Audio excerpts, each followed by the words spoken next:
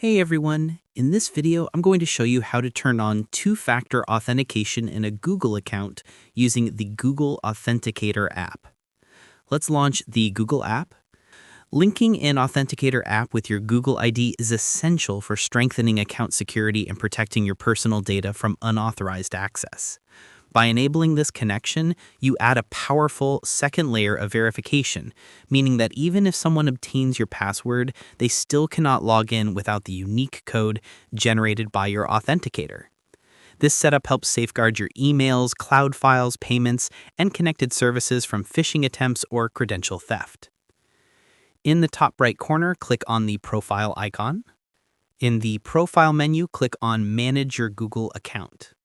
In this menu, tap on Security and Sign In. In the Security menu, click on Two-Step Verification. Now, Google will ask you to verify your identity to make sure you are using your own phone, not someone else's. You can verify your identity by entering your lock screen code or using your biometric authentication, such as your fingerprint.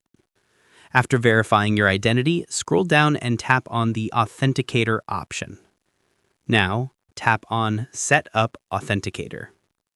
Here you will be provided with a QR code. If you want to set up the authenticator on a different device, you need to scan this code with that device. But if you want to set up the code on the same device, tap on Can't Scan It. Now Google will give you a setup code. Select and copy this setup code. Now go to your home screen and launch the Authenticator app. Make sure that you are logged into your account.